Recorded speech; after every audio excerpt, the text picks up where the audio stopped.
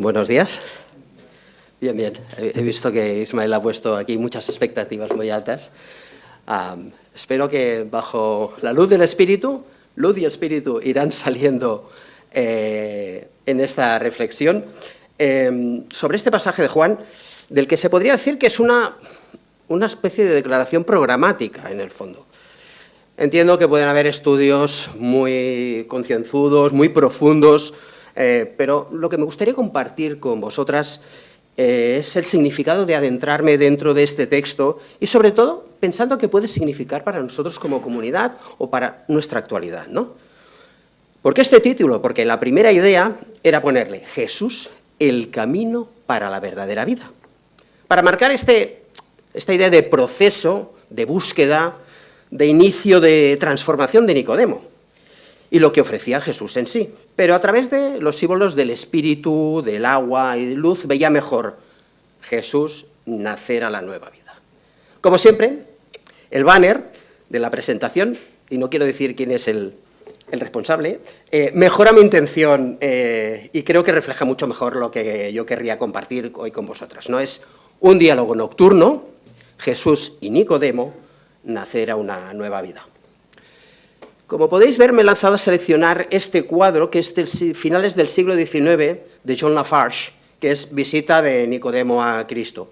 Está en el Smithsonian, no lo sabía, o sea, lo he tenido que buscar. He escogido esta imagen, porque a veces una imagen vale más que mis palabras, aunque creo que podremos ir compartiendo. Me gustaría que os fijarais en tres elementos que considero significativos. Este énfasis de un entorno oscuro, ¿no? De ahí el subtítulo, ¿no? La indicación un diálogo nocturno. Y de hecho el texto menciona en el versículo 2, creo, que es de noche. Nicodemo lleva un papiro, si os fijáis, donde se hace énfasis en que él era un maestro de la ley y quería conversar. Su cara refleja una actitud de escucha, de atención. Creo que es una actitud positiva. Y la mirada entre ellos, fijaos un poco la mirada entre ellos. Nicodemo está así, como indicando algo, preguntando algo, y Jesús una mirada tranquila, no es una discusión, no es una polémica, es un diálogo, ¿vale? Pues quedaos con estos tres elementos que creo que nos pueden ir bien para la reflexión. Si yo siempre intento ubicarme para poder compartir en el texto, podemos ir a la siguiente diapositiva, y me gustaría ver qué rodea este texto, ¿no? Y Ismael, os recuerdo que en las anteriores reflexiones y predicaciones que ha hecho ya ha explicado ciertas características específicas que rodean al Evangelio de Juan. Igualmente me gustaría señalar tres elementos que me parecen, o puntos que me parecen esenciales, al menos a la hora de enfrentarnos al texto. Primero, los destinatarios del Evangelio. Los destinatarios del Evangelio son las comunidades en general, lo que se llaman las comunidades juánicas, que son las comunidades de Asia Menor. Que si recordáis, es un contexto de tensión a finales del siglo I, de tensión con la sinagoga, pero también con el imperio, ¿vale? Recordemos que el emperador era una deidad, era un dios, ¿no? Ese culto al emperador. De hecho, el libro de Apocalipsis, que está ubicado en este contexto, está escrito en clave de resistencia y esperanza, ¿vale? Entre este entorno hostil. Pero Apocalipsis es harina de otro costal y no es el objetivo de la reflexión de hoy. Pero sí que me gustaría, pues eso, que nos quedáramos dónde se orienta este texto. Después, como nosotros actualmente, ¿qué lenguaje se utiliza allí? ¿Vale? El lenguaje utilizado es el griego franco común, lo que le llaman el koiné común, que es bastante diferente en cuanto a términos clave respecto a los sinópticos que utiliza el koiné literario. Acotación, la cabra tira al monte, y como soy ingeniero, y por tanto soy de ciencias, doy algunas cifras que me han llamado un poco la atención sobre esto del lenguaje. Os querría compartir dos o tres términos que son muy frecuentes en Juan, sin embargo, en los sinópticos aparecen muy poco, ¿no? Por ejemplo, el término verdad, la verdad os hará libres. Pues en Juan, verdad, aletheia, aleteios, aparece 46 veces. Sin embargo, en los sinópticos, en los que más aparece son en Lucas y en Marcos, que son 4. Y en Mateo, uno de los más simbólicos, aparece solo 2. O el término judíos, entre pueblo, entre judíos / fariseos y demás, 67 veces en Juan, y sin embargo, 5 o 6 en Marcos y Lucas, y también en Mateo. Y la idea, sobre todo, del entorno, del contexto, del cosmos, del mundo, 78 veces en Juan, apenas 8 en Mateo. Y testimonio que es uno de los elementos vehiculares del Evangelio de Juan, aparece 47, y en los otros aparecen 6 en Marcos como máximo. No os preocupéis, estas cifras no van para examen, por tanto, no os estreséis. Pero sí que es curioso que ya sabemos que los sinópticos, los Mateo, Marcos, Lucas, tienen un origen concreto y unas elaboraciones, y sin embargo la construcción de Juan es diferente. Nos hemos metido con los sinópticos, ahora vamos a ver qué hay de los sinópticos que no aparecen tanto en Juan. Me quedé de piedra. El término evangelio no aparece en Juan. Buenas noticias no aparece en Juan. Evangelion no aparece. Sin embargo, en Lucas, sobre todo, que es muy, muy social, como buenas noticias aparece 10 veces. Aquí en este texto aparecerá, pero el término reino o reinado solo aparece 5 veces en Juan, mientras que en Mateo 57, reino y reinado. O purificar, no aparece ni una vez, ni fuerza ni llamada en Juan, sin embargo sí que aparece en los evangelios sinópticos. Solamente querría daros el énfasis de el diferente lenguaje, los diferentes destinatarios que da este evangelio. No penséis que he hecho un estudio concienzudo, sí que he hecho una verificación de ciertos números, pero esto lo he cogido de un libro de un estudioso que es Josep Oriol Tuñí, que es de escritos joánicos y cartas católicas, que habla tanto del Evangelio de Juan, de las cuartas de Juan, de Apocalipsis, un poco de ese elemento, de ese entorno en las comunidades alrededor del cuarto Evangelio. Hemos hablado de los destinatarios, hemos hablado del lenguaje, pero ahora estamos hablando del encuentro entre Jesús y Nicodemo. ¿Dónde está dentro del Evangelio? Pues está justo detrás de lo que se llama la purificación del templo, donde Jesús se revela como el lugar de Dios, que ya se hizo una reflexión la semana pasada. Solo indicar que esa acción y esa declaración de Jesús no sentó muy bien en el entorno. De hecho, los últimos versículos del capítulo 2 lo indican. Pues nada, aún así, en este contexto hay una persona que necesita hablar con Jesús, necesita entender, necesitamos entender, ¿no? Pues vamos a ver qué nos dice. Jesús habla con Nicodemo y le da 3, podemos pasar a la siguiente diapositiva, y le da un par de mensajes, o 2 mensajes, ¿no? Jesús le dice, lo llama a una nueva vida, pero lo primero que utiliza son 2 elementos que están también muy frecuentemente utilizados en este Evangelio, mientras que no está utilizado tanto en los sinópticos, que es el espíritu. Cuando habla del espíritu, lo que habla es una libertad a la nueva vida. Es este neumo, este soplo, es un elemento de venida del Padre, venida de Dios, pero sobre todo de libertad. Si recordáis, creo que es el versículo 6 o el 7, que dice, no se sabe a dónde va y de dónde viene, ¿no? Y el otro, que después lo hemos utilizado simbólicamente en las tradiciones cristianas, es este agua, ¿no? Este agua que renueva, este agua que da vida, ¿no? Más posteriormente en Juan, en el capítulo 4, indica ese agua viva, ¿no? Ese agua que jamás tendrás sed. Aquí vuelve a estar lo mismo. espíritu y agua son símbolos que salen muy frecuentemente en en Juan, sin embargo en Mateo mucho menos. ¿Qué significa esta llamada a la nueva vida? Esta nueva vida pasa por una transformación, por un renacimiento espiritual.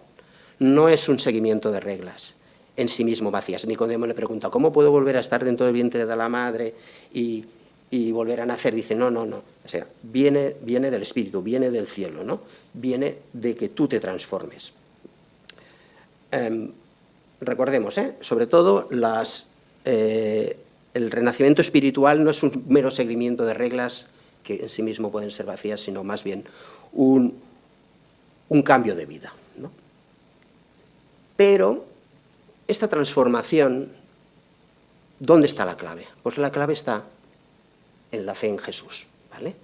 En el versículo 15 dice aquello, para que todo el que cree en Él, haciendo la referencia a Él, tenga vida eterna, en el Hijo, ¿no?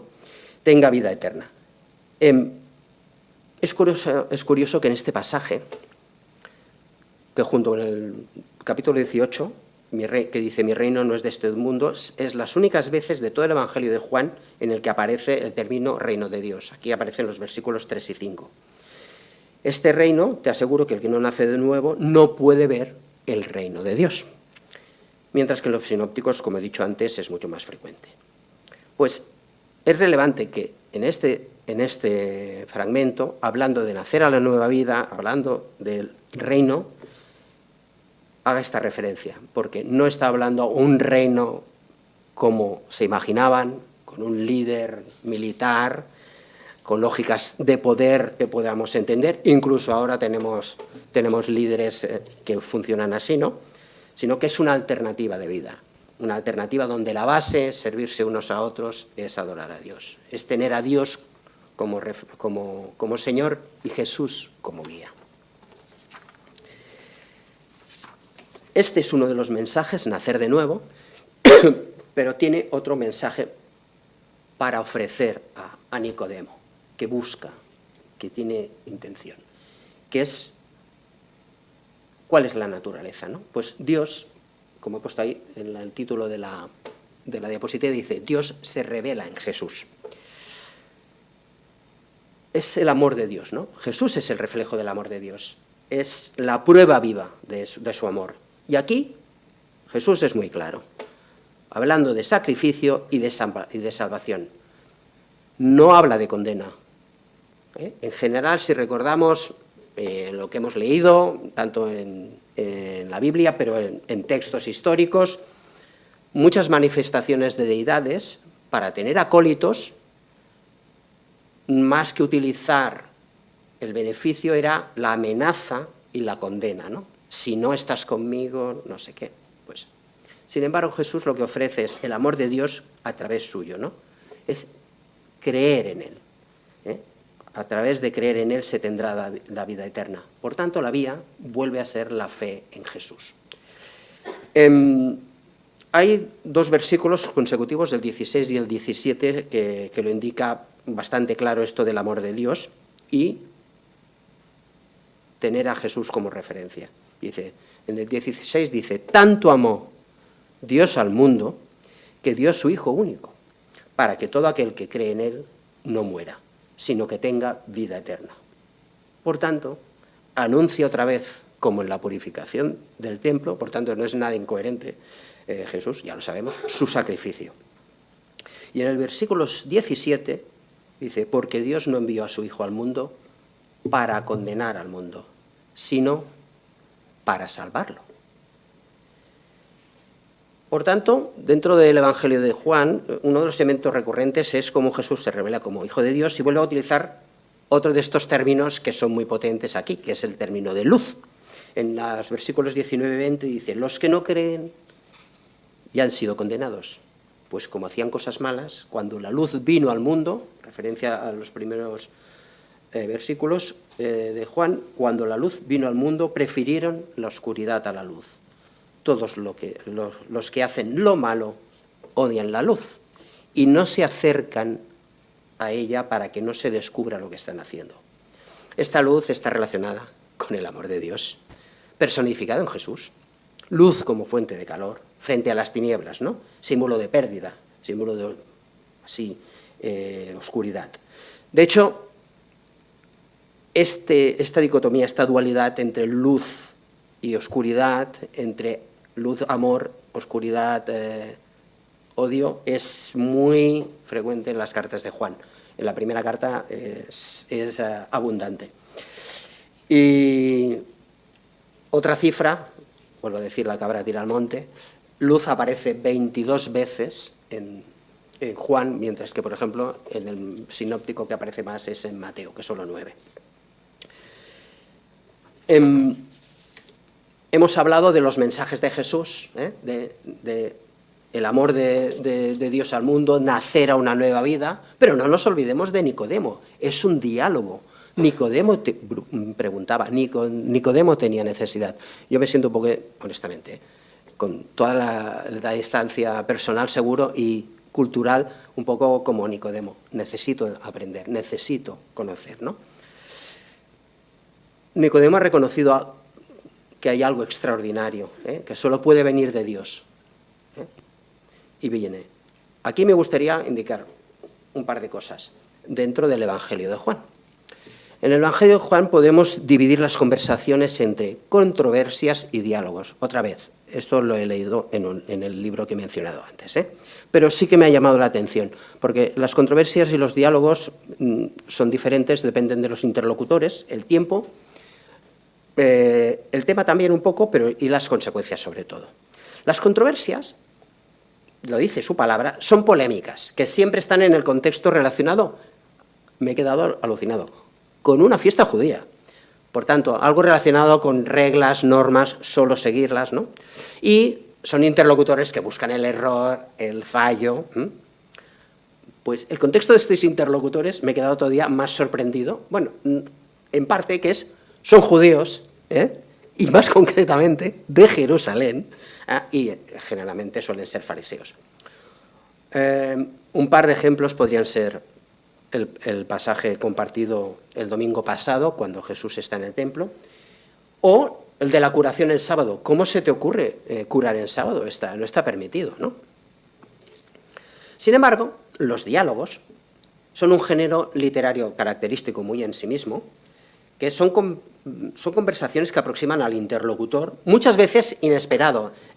Aquí tenemos a la samaritana, por ejemplo, en el pozo, o momentos específicos, como este de noche, un poco oculto, ¿no? Pero siempre terminan con una manifestación de la naturaleza de Jesús, como hemos compartido antes, ¿no?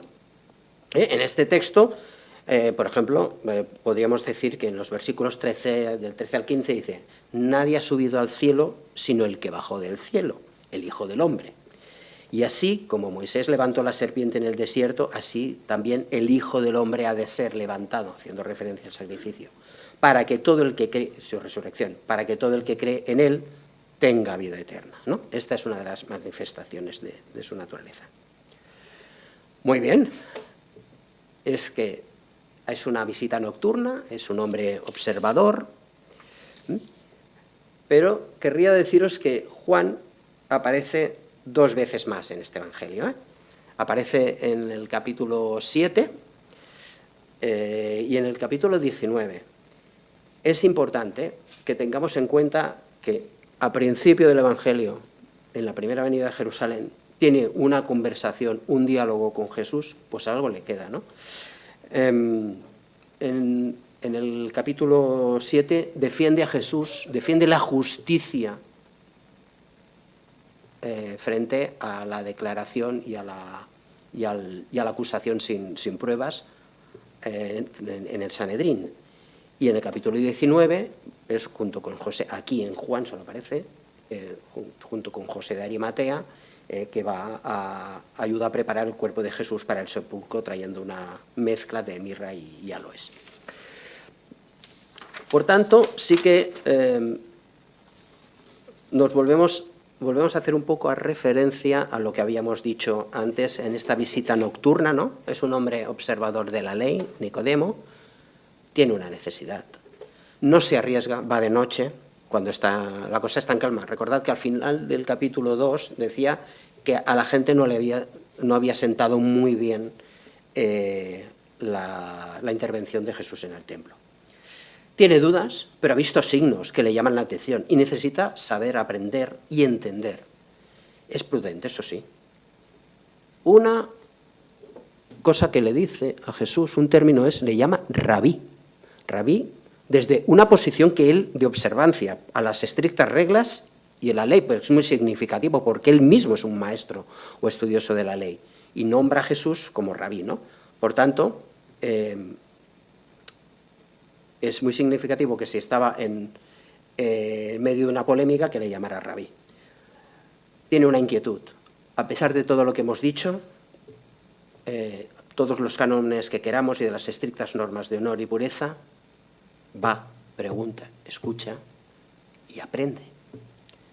Y me gustaría volver a decir lo mismo. Hay una transformación. En su actitud de escucha viene el cambio que se verá declarado en los pasajes que he mencionado anteriormente, ¿no?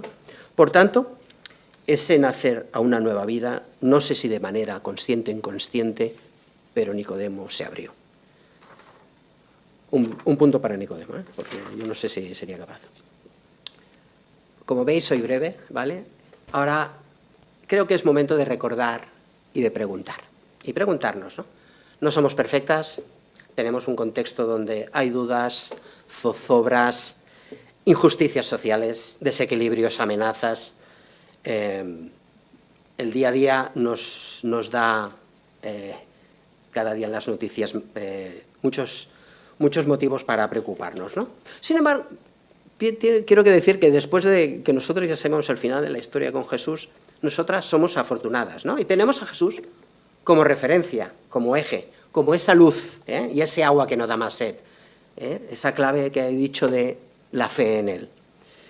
Pero por eso os lanzo esta pregunta, la tenéis ahí. Con todo esto de pensar en nacer a la nueva vida, recordando el amor de Dios, Jesús es nuestra clave, ¿qué podemos aportar a nuestro entorno? Nuestro día a día teniendo a Jesús como eje de esta nueva vida. Es una pregunta, un desafío. No os preguntéis, tampoco va a examen, no pasa nada, pero sí que es bueno que en nuestro día a día nos lo planteemos, porque creo que incluso en las dificultades que he mencionado podemos colaborar en aportar esa luz en nuestra vida cotidiana. Somos personas con errores y con dudas, lo sé, y en nuestra vida comunitaria también. Y os animo a que hagamos como Nicodemo, Os animo a que tengamos esa actitud de escucha activa hacia Jesús. Os animo, seguro que lo hacéis, pero bueno, también pienso en mis defectos, que nos dejemos sorprender por Jesús, que nos mostremos al Padre, Madre, que con esta guía, siguiendo el camino que nos ha marcado Jesús, como he dicho, con nuestras dudas, nuestros errores, como una hermana compartió en el estudio del jueves pasado, pero en actitud de búsqueda constante de esa transformación. Nada más, deseo que de todo corazón que este tiempo de reflexión os ayude y recordad, no estamos solas, Jesús nos acompaña y lo podemos hacer en comunidad. Gracias por vuestra atención y que la gracia de Dios sea con vosotras.